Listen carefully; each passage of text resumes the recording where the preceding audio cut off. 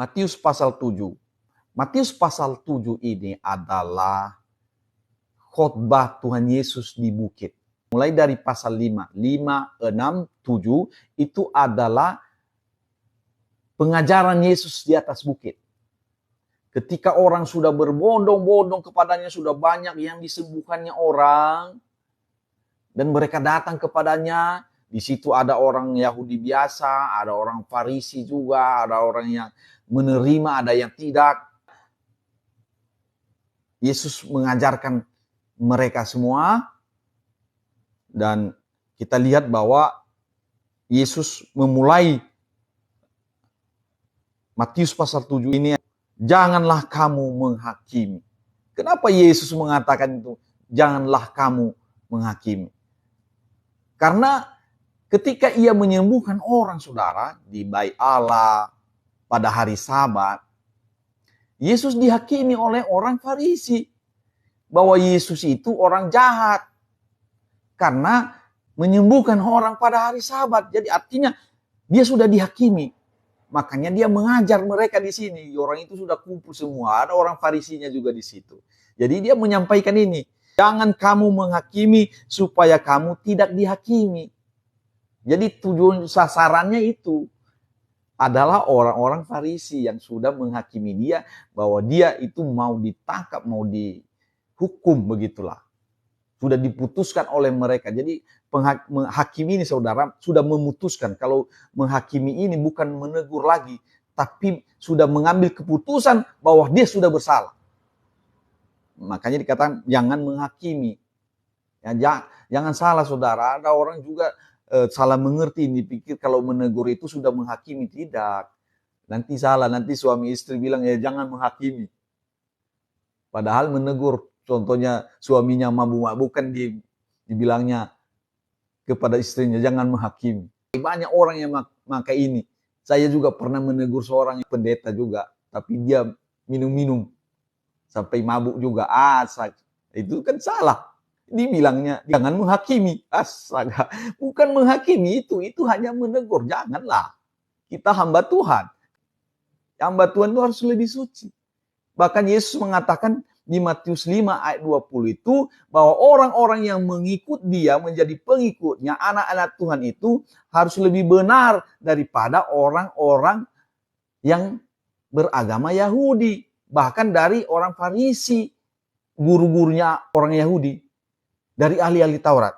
Kita baca, saudara, di Matius 5 ayat 20. Yesus yang mengatakan ini. Maka aku berkata kepadamu, jika hidup keagamaanmu tidak lebih benar daripada hidup keagamaan ahli-ahli Taurat dan orang-orang Farisi, sesungguhnya kamu tidak akan masuk ke dalam kerajaan sorga. Ini pengajaran Yesus langsung ini, saudara. Jadi kita harus lebih benar dari hidup keagamaan ahli-ahli Taurat, dari orang-orang Farisi. Ya. Sedangkan orang Yahudi biasa aja berusaha untuk hidup suci. Namun ini gurunya lagi. Guru mereka lagi ini. Artinya kita harus lebih dari situ. Luar biasa tuntutan ini. Dan kalau kita melihat itu berarti bahaya kita ini kalau tidak lebih suci, lebih benar daripada ahli-ahli Taurat. Yesus mengatakan kamu tidak akan masuk dalam kerajaan sorga kalau kamu tidak seperti itu. Ya kalau ada yang ngajar yang lain yang bertentangan dengan itu, ya itu bukan datang dari Tuhan Yesus. Ini Yesus yang mengatakan. Memang ada juga orang yang mengajarkan banyak hal. Keselamatan anugerah itu memang benar. Anugerah yang dimaksudkan itu Allah sendiri mau menjadi manusia. Tetapi kita juga harus menerima anugerah itu dan melakukan perintahnya. Makanya Yesus mengatakan, barang siapa yang mengasihi aku, ia akan melakukan segala perintah-perintahku. Inilah tadi perintahnya, saudara. Kita harus hidup lebih benar dari ahli-ahli Taurat dan orang-orang Farisi. Itu adalah perintah yang diberitahukan oleh Tuhan Yesus. Jadi bukan menghakimi. Kalau menegur itu, menegur saudara, menegur orang yang membuat sesuatu yang di luar daripada kebenaran itu bisa dilakukan. Kalau menghakimi itu sudah putuskan dia harus dihukum. Begitu. Jadi apa yang dilakukan oleh orang Farisi ini kepada Tuhan Yesus, mereka sudah putuskan dia harus ditangkap, harus dibuat sesuatu kepadanya. Mereka harus menangkapnya dan membunuh dia. Harus dilempari dengan batu. Ayat 2, karena dengan penghakiman yang kamu pakai untuk menghakimi, kamu akan dihakimi. Dan ukuran yang kamu pakai untuk mengukur akan diukurkan kepadamu. Nah, jadi artinya ini memang dia mau menyampaikan itu kepada orang semua. Dan ada orang Farisinya di situ. Ayat 3, mengapakah engkau melihat selumbar di mata saudaramu, sedangkan balok di dalam matamu tidak engkau ketahui. Jadi Yesus ini sedang menyindir orang Farisi ini, saudara. Selumbar di mata orang kau lihat, tapi balok di matamu kamu tidak lihat. Artinya pada saat itu Yesus mengatakan bahwa orang-orang Farisi ini sebenarnya adalah orang-orang yang tidak menjadi pelaku firman Tuhan. Makanya dia mengatakan balok. Kalau balok itu besar itu sayang. Besar itu balok. Udah pernah kita lihat tuh balok untuk ganjal mobil zaman dulu itu pakai balok. Balok, selumbar ini kecil sekali, bisa dilihat. Nah, makanya Yesus mengatakan ini, balok di matamu, tidak kau lihat. Dan dia mengatakan di sini, hai orang munafik.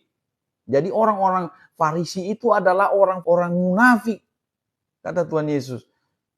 Memang gayanya orang Farisi itu ya gayanya pakai jubah, pakai tali sembayang. Enggak, ya namanya rohaniawan.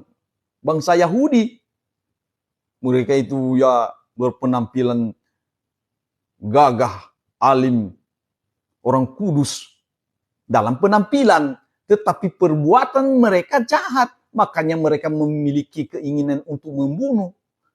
Mereka ingin membunuh Yesus, makanya Yesus mengatakan ini. Makanya Yesus mengatakan, kamu munafik. Ini terus terang, saudara. Hai orang munafik, keluarkanlah dahulu balok dari matamu, maka engkau akan melihat dengan jelas untuk mengeluarkan selumbar itu dari mata saudaramu. Jadi Yesus menyampaikan ini, saudara, terus terang. Dan inilah yang membuat Yesus mau ditangkap, mau dilempari dengan batu. Karena dia terus terang. Memang tidak ada ketakutan bagi dia.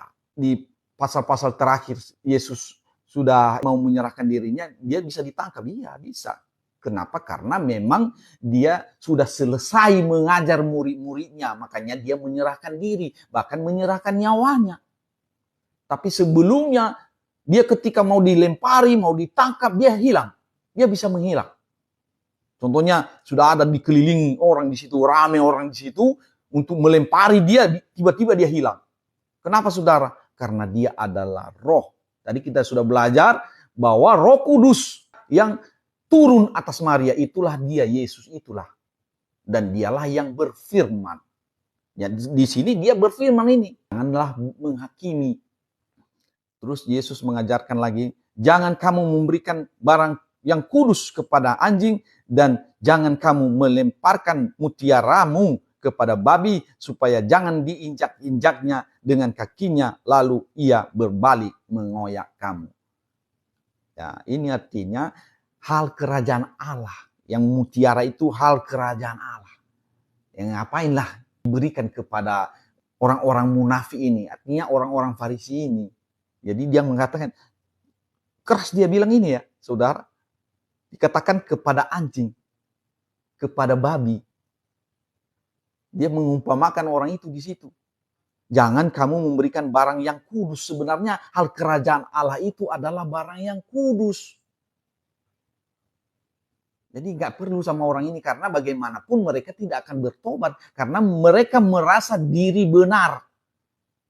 Mereka benar. Jadi yang benar jadi salah, salah yang jadi benar. Jadi itulah orang munafik itu. Yesus sudah mengatakan ini sia-sia, contohnya kita pun memaksakan orang supaya mendengar firman Tuhan, melakukan firman Tuhan. Kalau memang dia hatinya tidak benar, dia tidak memiliki kasih akan Allah, dia tidak memiliki kemauan untuk melakukan kebenaran, itu tidak akan terjadi apa-apa, malah dia nanti akan mengoyakkan kita. Jadi saudara-saudara yang kekasih di dalam Tuhan, jangan kita memaksa orang. Jangan kita berdebat-debat di dalam TikTok juga banyak kita berdebat, di YouTube berdebat.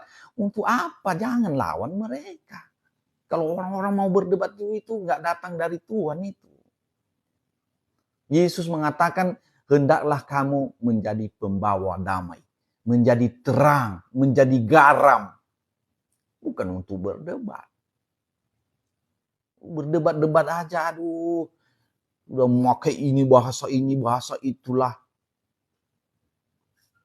Sementara Yesus mengatakan tidak ada seorang pun yang dapat melihat kerajaan Allah itu kalau dia tidak dilahirkan kembali. Dari syarat pertama pun tidak ada. Syarat pertama itu harus lahir kembali. Dilahirkan dari air dan roh. Baru bisa masuk ke dalam kerajaan Allah. Jadi yang diceritakan tentang firman Tuhan itu adalah kerajaan Allah. Artinya bagaimana seseorang bercerita tentang kerajaan Allah kalau ia tidak dapat masuk. Bercerita tentang kerajaan Allah tapi dia tidak bisa masuk. Yesus mengatakan standarnya itu. Syarat dan ketentuan yang dikatakan Yesus. Barang siapa yang tidak dilahirkan kembali, ia tidak dapat melihat kerajaan Allah. Dan sudah pasti tidak dapat masuk dalam kerajaan Allah. Orang yang demikian tidak akan mungkin bisa menceritakan tentang firman Tuhan. Percuma saja kan kita berbantah-bantah. Dia menceritakan Alkitab kepada kita. Padahal dia tidak tahu apa-apa karena dia tidak bisa melihat kerajaan Allah itu. Melihat saja pun tidak. Karena dia tidak mau. Tidak mau bertobat. Itu maksudnya. Jadi hanya orang yang sudah bertobatlah dan yang mengaku dosanya dan mau dibaptis di dalam nama Yesus. Dia mau dibaptis. Jadi sehingga dia memiliki hati nurani yang baik. Seperti apa yang disampaikan oleh Rasul Petrus bahwa orang yang sudah bertobat, sudah mengaku dosanya dan berjanji di hadapan Tuhan tidak melakukan kejahatan lagi, dia mau mengikut Yesus, maka dia dibaptis. Setelah dia dibaptis, dia memiliki hati nurani yang baik. Ya, yaitu artinya tempat untuk firman Allah bisa masuk di dalam dirinya. Jadi kalau bagaimanapun orang, kalau dia tidak mau bertobat, dia tidak mau dibaptis, dia tidak memiliki hati nurani yang baik. Hati nurani yang baik, itulah tempat daripada firman Allah. Karena firman Allah itu adalah rahasia Allah. Jadi tidak semua orang bisa mengerti itu, walaupun sudah sekolah teologi, walaupun dia sudah di tingkat doktoral. Kalau dia tidak menjadi pelaku firman Tuhan, orang tersebut tidak akan bisa memahami firman Tuhan. Makanya Yesus mengatakan ini kepada seorang teolog Yahudi yang bernama Nikodemus di Yohanes 3 ayat 3 dikatakan, jika seorang tidak dilahirkan kembali, dia tidak dapat melihat kerajaan Allah. Artinya dia tidak akan bisa mengerti firman Tuhan. Dia tidak akan bisa masuk ke dalam kerajaan Allah. Karena di kerajaan Allah lah semua firman itu ada. Itu maksud Tuhan Yesus. Jadi kalau banyak orang menyampaikan firman Tuhan tanpa bertobat, itu hanya sampai pengetahuan. Hanya pengetahuan saja. Ya bisa dia ngajar-ngajar, tapi dia hanya pengetahuan saja. Itu yang dilakukannya itu hanya seperti belajar matematika, fisika, kimia, dan ilmu sosial lain. Tidak ada pengaruhnya apa-apa dalam dirinya. Dia tidak akan bertumbuh dengan baik dan benar. Dia akan malah menyimpang dari kebenaran. Jadi orang-orang yang membaca kitab suci itu, dari Alkitab, Perjanjian Lama, kitab Musa, dan kitab para nabi dibaca itu, kalau tidak memiliki kasih akan Allah, artinya mau melakukan kebenaran, orang tersebut tidak akan bisa mengerti firman Tuhan. Satu syarat yang harus dulu, artinya dia memiliki kasih akan Allah. Makanya Yesus mencari orang-orang yang memiliki kasih akan Allah. Makanya banyak orang yang bukan agama Kristen pun bisa masuk dalam kerajaan Allah. Kenapa? Karena mereka haus. Maka Yesus datang kepada mereka. Roh kebenaran itu datang. Yesus mengatakan dia akan menyuruh roh kebenaran yang menginsafkan manusia akan dosa. Menginsafkan dunia akan dosa, akan kebenaran dan akan penghakiman. Jadi kita sebagai anak-anak Tuhan, hamba-hamba Tuhan sebenarnya bukan hanya kita yang pergi menginjil, tetapi roh kebenaran itu. Dan Yesus sudah mengatakan itu. Bahwa roh kebenaran itu akan bersaksi tentang Yesus. Tentang Allah. Kalau kita pun menginjil, kita memberitahukan firman Tuhan, kita melakukannya dengan benar. Bukan kita paksa orang, kita rayu-rayu orang, enggak. Sampaikan saja firman Tuhan. Oke, kalau dia mau berarti dia memiliki kasih akan Allah. Kalau dia tidak mau berarti dia menolak. Kan itu saja. Karena Yesus tidak pernah rugi. Ketika Yesus menyampaikan firman kepada orang banyak, ada 10.000 orang dan orang itu semua pergi, tidak mengikut dia lagi. Yesus tidak sedih. Karena dia mencari orang yang ditarik oleh Bapa katanya. Ya, kita baca itu nanti di Yohanes 6 ayat 44 bahwa hanya orang yang ditarik oleh Bapa itulah yang bisa menjadi muridnya. Ada syarat dan ketentuan, saudara. Tidak semua orang itu yang KTP-nya Kristen itu benar juga, enggak. Jadi harus ada itu. Kita sebagai anak-anak Tuhan, kita mau belajar kepada Tuhan Yesus. Kita harus mengasihi Tuhan dengan benar. Orang yang mengasihi aku, kata Yesus, adalah orang yang melakukan perintah-perintahku. Kita teruskan, saudara. Ya, Matius 7 tadi, sekarang sudah ayat 7. Mintalah, maka akan diberikan kepadamu. Carilah, maka kamu akan mendapat. Ketoklah, maka pintu akan dibukakan bagimu. Karena setiap orang yang meminta, menerima, dan setiap orang yang mencari, mendapat, dan setiap orang yang mengetok, baginya pintu dibukakan.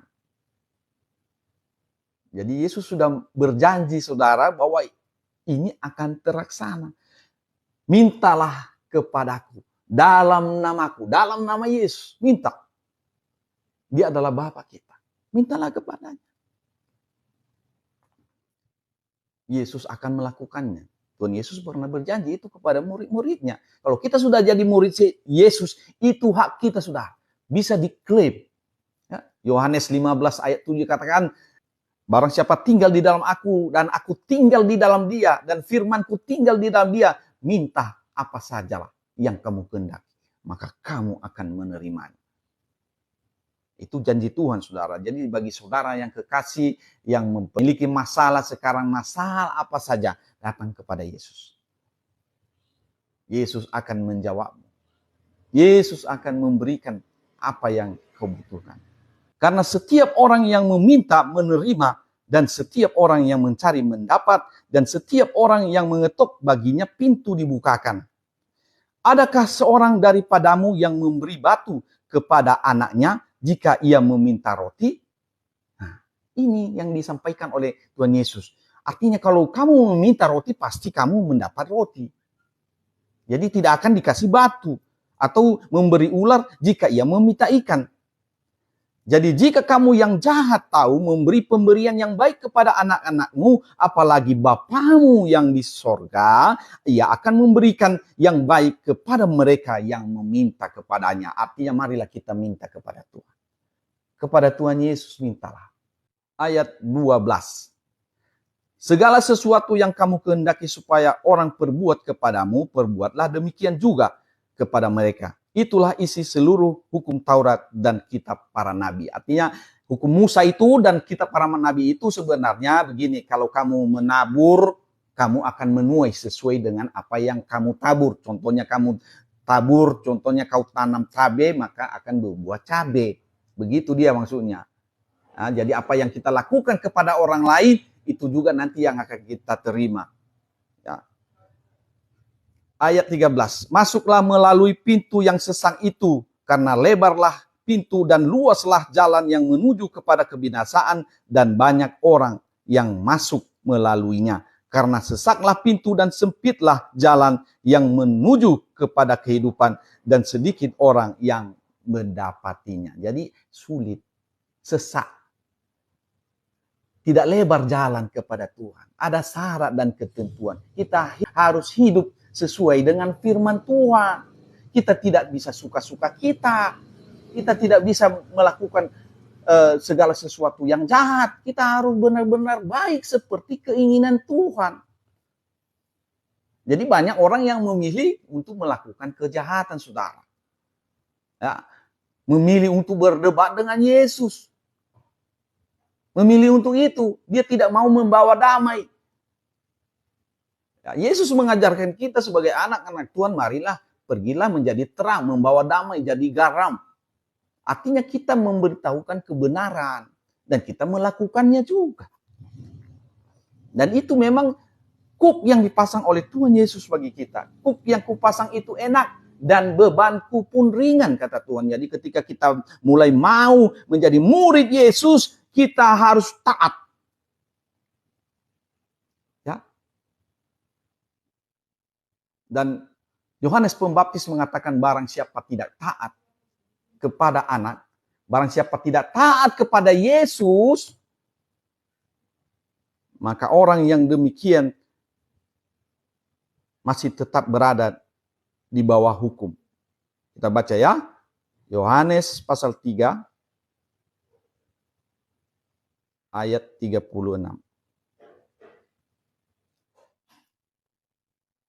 Ini Yohanes Pembaptis yang mengatakan ini ya, Yohanes Pembaptis. Barang siapa percaya kepada anak, maksudnya kepada Yesus, ia beroleh hidup yang kekal.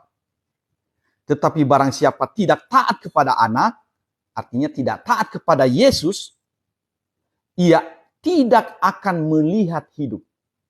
Melainkan murka Allah tetap ada di atasnya. Ini pengajaran Yesus, saudara. Jadi kita harus taat. Kalau Yesus mengatakan, bertobatlah, bertobatlah. Mengaku dosa kan itu sesuatu yang tidak memerlukan uang itu sebenarnya. Bertobat, bertobat. Terus mengaku dosa, akui semua dosamu. Dan Yesus berjanji bahwa itu akan diampuni. Sama seperti seorang yang diceritakan oleh Tuhan Yesus, anak bungsu yang hilang itu, ya sudah bau dosa dia. Tapi Yesus sudah, Bapaknya datang memeluk dia. Begitu juga Tuhan Yesus. Kalau kita sudah berdosa, sudah hidup di dalam dosa begitu lama, tetapi kita mau bertobat, Yesus akan datang dari jauh, dia melihat kita mau datang, dia peluk kita. Artinya dia menginginkan orang bertobat. Bertobatlah. Kalau Yesus mengatakan bertobatlah. Kemudian mengakulah dosamu. Seperti anak yang bungsu yang hilang itu yang diceritakan Tuhan Yesus ini. Dia berkata, aku telah berdosa terhadap sorga dan terhadap Bapa. Itu dia pengakuan. Dan apa yang terjadi? Bapaknya itu mengembalikan statusnya sebagai anak. Memberikan jubah kepadanya. Bahkan memberikan cincin kepadanya. Cincin sebagai tanda kemuliaannya sebagai anak. Jadi kita akan diberikan cincin. Cincin kemuliaan sebagai anak daripada Allah. Jadi Yesus mencari domba-domba yang hilang itu bukan maksudnya hanya orang Israel. Semua orang di dunia ini yang sedang mencari-cari kebenaran, mencari Allah, mencari damai sejahtera, hanya ada di dalam Yesus. Yesus mengatakan, akulah jalan kebenaran dan hidup. Ya, tidak seorang pun sampai kepada Bapa tanpa melalui aku. Artinya mari, Yesus itu adalah jalan. Dia adalah kebenaran, mencari kebenaran. Carilah kebenaran kepada Yesus, bukan kepada yang lain. Yesus adalah kebenaran. Yesus itu adalah seseorang yang setelah memberikan teladan di dalam dunia ini, walaupun dia dicobai iblis, dia tidak berdosa. Itulah yang teladan yang sesungguhnya. Teladan kita adalah Yesus, bukan yang lain, bukan Petrus, bukan Yohanes, bukan juga Paulus. Bahkan yang lain itu enggak usah. langsung Yesus aja. Yesus telah memberikan teladan, mari kita ikut Yesus. Makanya dikatakan Kristen itu pengikut Yesus. Kalau kita sudah putuskan mengikut Yesus, mari kita belajar untuk mengenalnya lebih dekat dari hari ke hari. Dan kita mau menjadi murid Yesus, artinya murid ini artinya taat. Melakukan apa yang disampaikan oleh Tuhan Yesus. Ayat 15. Ya.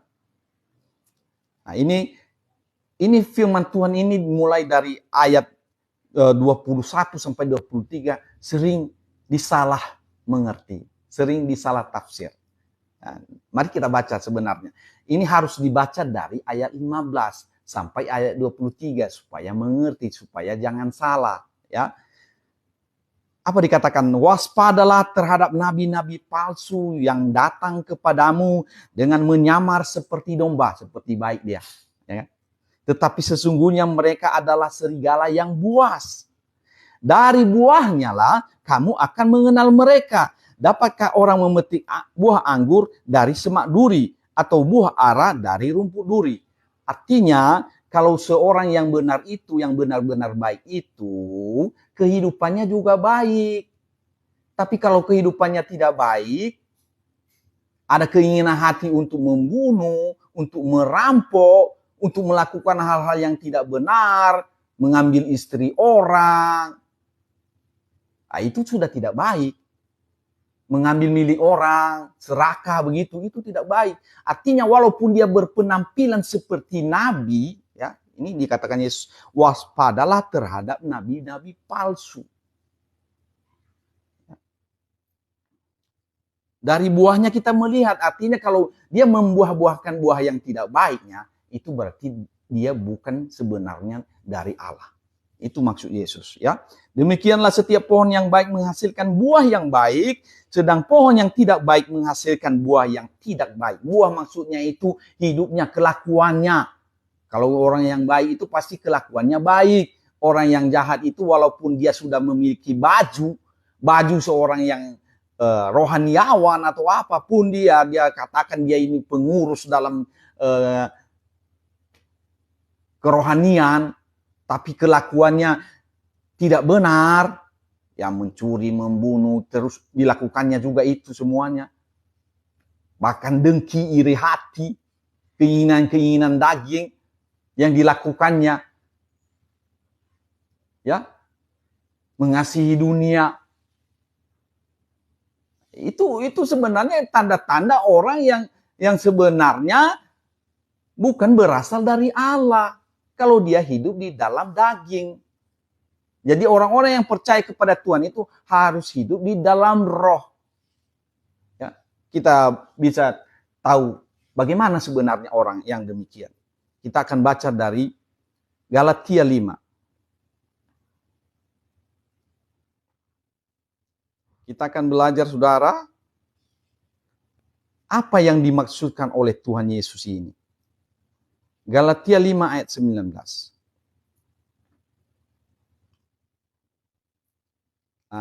Mulai dari ayat 18 aja ya, biar kita tahu ya. Akan tetapi jikalau kamu memberi dirimu dipimpin oleh roh, maka kamu tidak hidup di bawah hukum Taurat. Ya, ayat 19. Jadi kita anak-anak Tuhan harus dipimpin oleh roh kudus, memimpin hidup kita. Roh kebenaran itu. Ya, roh Allah sendiri memimpin hidup kita. Tapi kalau orang yang memiliki keinginan daging, apa yang dilakukannya? Perbuatan daging telah nyata, yaitu percabulan. Dia suka cabul. Kalau sudah suka cabul, Yesus mengatakan bahwa itu tidak berasal dari Allah. Ya, dia cabul. Nah, itu dia bahaya itu. Kalau orang Kristen juga cabul, itu nggak diterima. Orang Kristen itu hanya boleh memiliki istri satu, kata Yesus. Itu aturan Yesus. Yesus sudah mengatakan itu.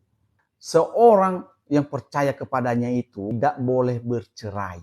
Apa yang dipersatukan Allah tidak boleh diceraikan oleh manusia. Ya, itu firman Tuhan. Ya, jadi orang Kristen wajib menuruti ini. Jangan mencari dalil-dalil yang lain, mencari dari tempat lain ini. Enggak, ini pengajaran Yesus. Yesus mengatakan tidak boleh bercerai kecuali karena mati, meninggal.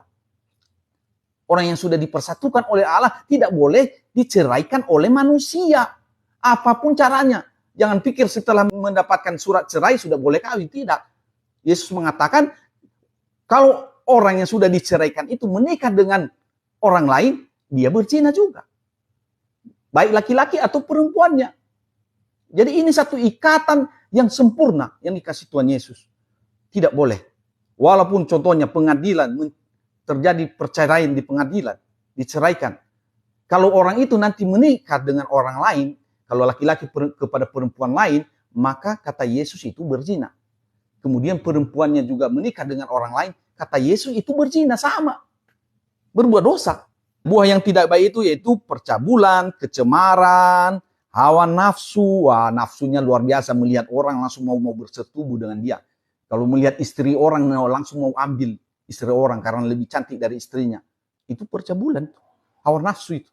Ya, itu sudah berdosa dalam dirinya, kata Tuhan Yesus, dalam hatinya. Kalau seorang melihat perempuan dan menginginkannya dalam hatinya, dia sudah berzinah dalam hatinya. Itulah peraturan Tuhan Yesus. Enggak tanggung-tanggung. Bukan harus terjadi juga perzinahan itu dulu, tapi hanya dalam hati saja itu sudah berzina menurut Tuhan Yesus. Makanya hukum yang diberikan oleh Tuhan Yesus lebih tinggi daripada hukum Taurat dan kitab para nabi. Makanya Paulus mengatakan kita tidak berada di bawah hukum Taurat, artinya di atas hukum Taurat. Lebih dari hukum Taurat. Kalau hukum Taurat saja segitu, artinya kalau dia berzina, nah udah kejadian begitu. Yesus mengatakan hanya melihat dan menginginkannya, artinya kita di atas. Jadi orang-orang Kristen ini harus di atasnya. Itu maksudnya sebenarnya, bukan di bawah. Ya, di bawah hukum Taurat, bukan. Di atas. Artinya hukum yang berlaku bagi orang Kristen itu berada di atas hukum Taurat. Yaitu seperti yang dicontohkan Tuhan Yesus di Matius pasal 5 itu tadi. Orang berzina itu bukan harus sudah melakukan. Hanya keinginan saja sudah berzina dalam hatinya. Apalagi yang tidak baik, ya. Keinginan daging ini yang dimiliki oleh nabi palsu ini, ya. Kedengkian, dengki. Itu nabi palsu kata Tuhan Yesus. Kemabukan, pesta poran dan sebagainya. Terhadap semuanya itu kuperingatkan kamu seperti yang telah kubuat dahulu, bahwa barang siapa melakukan hal-hal demikian, ia tidak akan mendapat bagian dalam kerajaan Allah. Artinya dia tidak masuk surga. Itu dia. Tetapi buah roh ialah kasih. Nah, kita memiliki kasih. Ya. Sukacita, kita bersukacita. Damai sejahtera, kita berdamai. Ada damai di tengah-tengah kehidupan kita. Kita suka berdamai. Jadi orang Kristen itu janganlah berdebat-debat. Berdamai sajalah. Dipaksakan pun enggak. Yang paling penting kita urus diri kita sendiri. Ketika Yesus menyampaikan kepada Petrus, Petrus gembalakanlah domba-dombaku. Terus dia mengatakan apa yang terjadi kepada orang yang engkau kasih ini. Maksudnya kepada Yohanes. Apa kata Yesus? Itu bukan urusanmu. Urusanmu ikutlah aku. Jadi kita mari memusatkan diri untuk mengikut Yesus. Jangan kita membicarakan orang lain. Itu bukan urusan kita. Kita berurusan dengan Yesus langsung. Amin. Kita menjadi anak Tuhan. Kita mau belajar dari Yesus saja. Apa yang mau diberikan Tuhan kepada kita. Apa karunia-karunia yang diberikan. Kita urus kalau ada orang diberikan karunia ini, silakan untuk dia itu. Seperti Petrus itu diberikan karunia untuk menggembalakan. Kepada Yohanes diberikan karunia untuk bisa hidup sampai tua. Yohanes itu, Rasul Yohanes itu hidupnya sampai 96 tahun, saudara. Sementara teman-temannya yang lain, rasul-rasul lain, ya umurnya nggak sampai 70 itu. Di bawah itu semua. Ada yang 50 tahun. Ya, itu dia beda. Dia tidak mati karena disalibkan atau dipancung, enggak. Rasul Yohanes itu memang dia mati tua. Buah-buah roh, ada kesabarannya, ada kemurahannya, kebaikan dan kesetiaan, kelemah lembutan, penguasaan diri. Tidak ada hukum yang menentang hal-hal itu. Ya itu yang sebenarnya, saudara. Nah, baru kita teruskan nanti kan, di sini. Tidak mungkin pohon yang baik itu menghasilkan buah yang tidak baik. Ya, pohon yang baik itu tadi menghasilkan itu tadi. Kasih, sukacita, damai sejahtera. Sementara pohon yang tidak baik menghasilkan yang tidak baik. Percabulan lah, cabul, hidup cabul. Apa itu bisa jadi teladan? Janganlah. Hawa nafsu. Wah, udah parah itu. Dengki, iri hati. Udah parah itu. Itu bukan dari Allah itu. Ya, itu dari si iblis itu. Kalau itu iri, dengki, keinginannya untuk berbuat zina saja, astaga, nggak benar itu. Jangan ikut itu. Teladan yang benar itu Yesus. Dia datang langsung dari surga. Allah menjadi manusia, memberikan teladan hidup yang baik, yang benar, yang bisa menjadi ahli waris kerajaan Allah. Itu contohnya dia sudah berikan, saudara yang kekasih. Ayat 19, dan setiap pohon yang tidak menghasilkan buah yang baik pasti ditebang dan dibuang ke dalam api. Maksud Yesus ini kalau memang yang seperti itu, yang tidak baik itu pasti masuk neraka lah. Itunya maksudnya dibuang ke dalam api. Jadi dari buahnya lah kamu akan mengenal mereka. Jadi kita bisa mengenal seorang yang menjadi utusan Tuhan itu adalah dari buah kehidupannya. Kalau dia ingin merampok saja, berarti itu bukan dari pohon yang baik. Itu bukan dari Allah.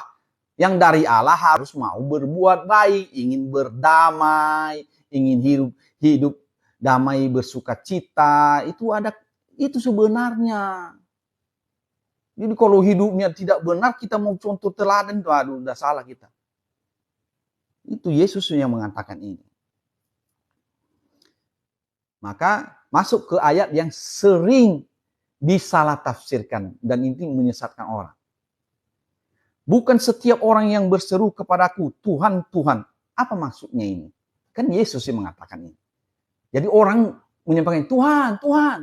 Nah, akan masuk ke dalam sorga, melainkan dia yang melakukan kehendak Bapakku yang di sorga. Apa kehendak Bapa yang di sorga? Itu yang diajarkannya tadi. Yang diajarkan oleh Tuhan Yesus itu adalah kehendak Bapa di sorga. Itulah kehendak Allah, yaitu berdamai. Nah, kalau Bapa kita adalah Allah, adalah Tuhan Yesus, maka kita melakukan kehendaknya itu yang baik, yang benar. Kalau yang kita lakukan kedengkian, iri hati, kemarahan, percabulan, hawa nafsu, itu bukan kehendak Allah. Bukan kehendak Yesus itu. Jadi Yesus sudah menyampaikan ini saudara, supaya jangan salah mengerti. Kalau contohnya dia sudah jadi Kristen pun, kalau dia tetap melakukan apa yang bukan kehendak Allah, maka dia masuk ke dalam api, kata Tuhan Yesus. Itulah yang dimasukkannya di sini. Ada orang yang bilang karena kita menuhankan Yesus. Kapan kita menuhankan Yesus? Kita tidak menuhankan Yesus karena Yesus sudah Allah dari dulunya. Allah yang menjadi manusia, bukan manusia jadi Allah, itu beda. Kan kita sudah belajar tadi kan Roh Kudus masuk ke dalam Maria, artinya masuk ke rahim Maria. Allah sendiri, saudara. Itulah anugerah itu. Allah mau seperti itu merendahkan diri sampai dia mau jadi manusia. Kalau kita tidak terima ini, ya sudah tidak ada lagi jalan lain bagi kita. Kalau kita menolak Yesus itu artinya tidak ada lagi jalan bagaimana kita bisa selamat. Allah sendiri sudah memberikan jalan, yaitu akulah jalan kebenaran dan hidup. Yesus yang mengatakan itu. Itu maksudnya itu mari kita ikut jalan yang sudah diberikan Yesus, yaitu firman-Nya. Kita lakukan firman Tuhan itu. Kita ikut Yesus. Karena itu menuju kepada hidup yang kekal. Tapi kalau orang tidak mau, ya apa boleh buat. Tidak dipaksa, karena itu adalah anugerah. Kalau kita bisa mendapatkan itu sebenarnya, itu adalah anugerah yang besar. Apa itu? Kenapa itu anugerah? Anugerah yang besar itu Allah mau jadi manusia demi kita. Dan dia memberikan teladan hidup kepada kita. Mari kita ikuti itu. Yang kita membantah, kalau kita membantah udah jelas kita itu mau diapain pun nggak akan bisa. Nggak akan jadi apa-apa. Karena Yesus sudah menyampaikan ini. Ada dua macam orang pada akhirnya. Yang satu memiliki kasih akan Allah. Yang satu memiliki kasih akan setan, iblis, keinginan daging. Yang satu keinginan roh, yang satu keinginan daging. Ya udah, belah dua aja itu. Jadi kalau orang yang menerima Yesus dengan sungguh-sungguh, itulah yang kasih akan Allah. Ya, jadi tidak perlu terlalu ini. Kita nggak usah paksa orang. Dia mau milih apa silakan. Yesus sendiri tidak memaksa. Jadi kita hamba-hamba Tuhan hanya menyampaikan kesaksian tentang ajaran Yesus. Inilah ajaran Yesus ya. Pada hari terakhir banyak orang akan berseru kepadaku, Tuhan, Tuhan, bukankah kami bernubuat demi namamu dan mengusir setan demi namamu dan mengadakan banyak mujizat demi namamu juga? Pada waktu itu aku berterus terang kepada mereka, aku berkata, aku tidak pernah mengenal kamu, enyalah daripadaku kamu sekalian pembuat kejahatan. Ya, itu dia kalau kita masih hidup di dalam kejahatan, walaupun kita sudah melayani, sudah ini, tapi kalau Yesus mengatakan, aku tidak mengenal kamu, enyalah daripadaku. Jadi orang yang mengasihi Tuhan itu harus melakukan apa yang disampaikan Tuhan Yesus. Yesus mengatakan, hormatilah anak, artinya hormati dia. Seperti menghormati Bapa. Barang siapa tidak menghormati anak, dia tidak menghormati Bapa. Kalau kita hanya mencela Yesus saja kerjaan kita, ya udah parah itu. Barang siapa tidak menghormati anak, maksudnya tidak menghormati Yesus, ia juga tidak menghormati Bapa, tidak menghormati Allah. Itu dia. Kenapa kita harus menghormati Yesus? Karena dia adalah hakim. Pada akhir hidup, ya, pada akhirat, Yesuslah hakim. Dia sudah mengatakan ini. Dia katakan, Bapa tidak menghakimi siapapun. Ini Yohanes 5 ayat 22 ini. Bapa tidak menghakimi siapapun, melainkan telah menyerahkan penghakiman itu seluruhnya kepada anak. Artinya Yesus yang akan berjumpa dengan kita pada hari penghakiman. Dan dialah yang menentukan siapa yang bisa masuk surga dan siapa yang masuk neraka. Makanya kita wajib menghormati Yesus, meninggikan Yesus sama seperti meninggikan Bapa. Artinya meninggikan Allah. Kita hormati dia. Dia adalah Allah yang menjadi manusia. Dia bukan diutus pergi begitu terpisah dengan Allah. Tidak. Dia dari roh menjadi daging. Artinya supaya kita bisa melihat dia. Itu maksudnya dia jadi daging itu. Supaya bisa berhadapan muka dengan kita. Dia bisa berbicara dengan kita. Diutus di situ beda dengan hal diutus. Contohnya kita mengutus orang pergi. Dan dia terpisah dengan kita. Tapi Yesus mengatakan, aku di dalam Bapa, Bapa di dalam aku. Allah itu roh, seperti angin. Seperti angin ini ya, seperti angin yang ada di sekeliling saya ini, udara ini. Aku di dalam angin, di dalam ini, udara ini, dan udara di dalam aku. Kenapa kita tidak bisa melihat Bapa? Karena dia roh. Karena dia angin. Contoh ya, ini ilustrasi ya, angin. Angin itu bukan roh, beda ya. Roh Allah itu tidak nampak. Jadi ketika Yesus menyampaikan ini, apa yang terjadi? Yesus bersama-sama dengan Bapa. Kenapa dia ambil rupa sebagai manusia? Supaya kita bisa melihat dia. Makanya Yesus mengatakan, barang siapa melihat aku, ia sudah melihat Bapa. Artinya sudah cukuplah bagi kita untuk melihat Yesus saja. Dengan kita sudah melihat Yesus, artinya kita sudah melihat Bapa. Apapun yang kita lakukan, mau berusaha melihat roh itu, kita tidak dapat. Melihat angin pun nggak bisa kita.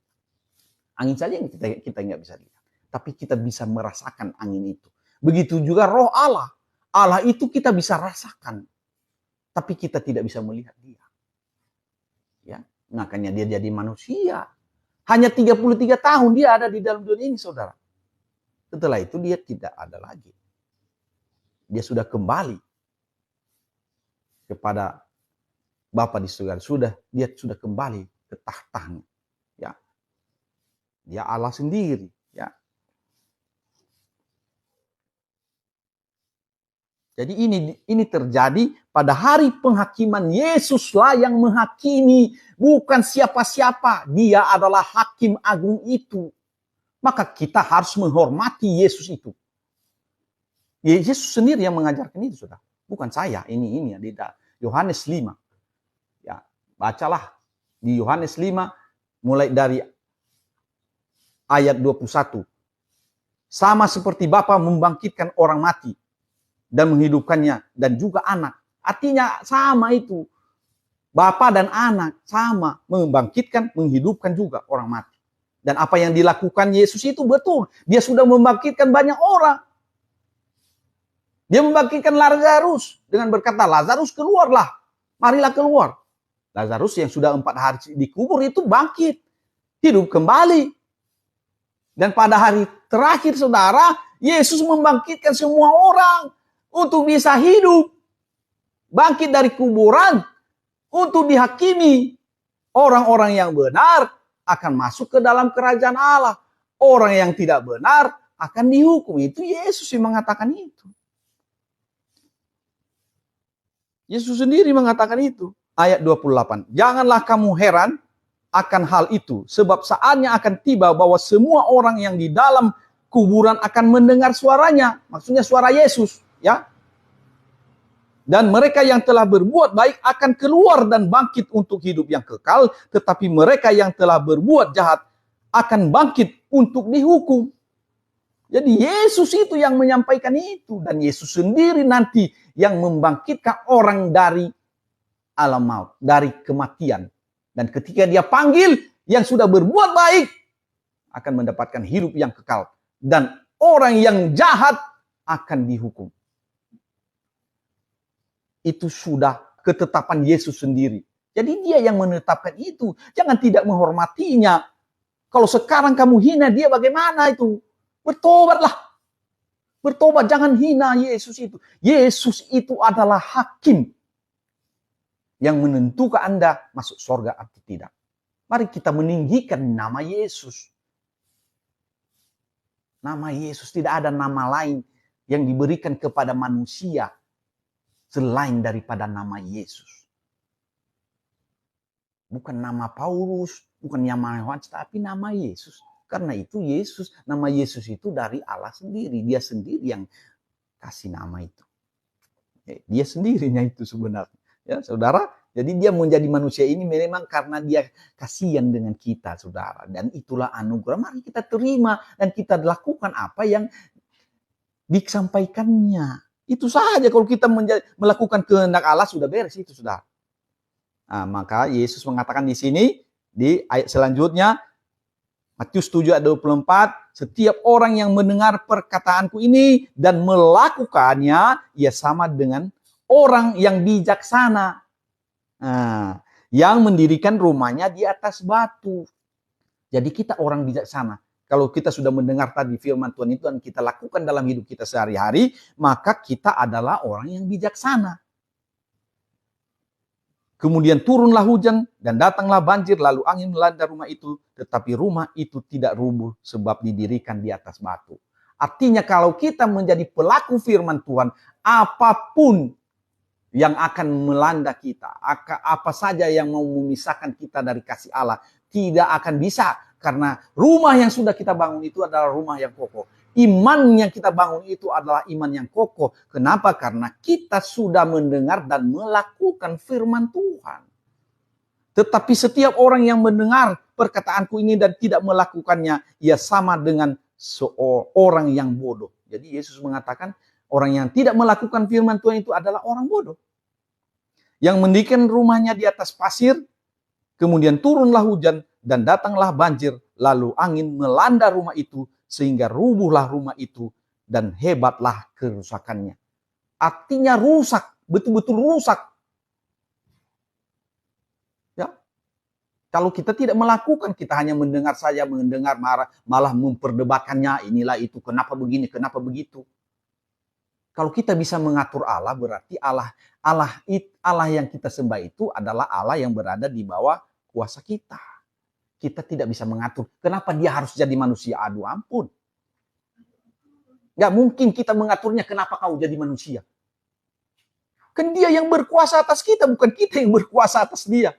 Kalau kita mengatur Allah itu berarti kita penasihatnya. Kalau bisa kita menjadi penasihat Allah itu, berarti Allah yang kita sembah itu tidak selevel dengan kita. Kita lebih tinggi dari dia. Jadi Allah sudah mengambil kebijaksanaan pada masa itu 2000 tahun yang lalu mau mengambil rupa sebagai manusia supaya ia bisa mengajar dan memberi teladan hidup sebagai orang-orang yang bisa masuk ke sorga. Nah, itu dia. Dia sudah mencontohkannya. Beginilah caranya orang yang bisa masuk ke sorga. Inilah aturan-aturan kerajaan Allah. Ikutilah itu.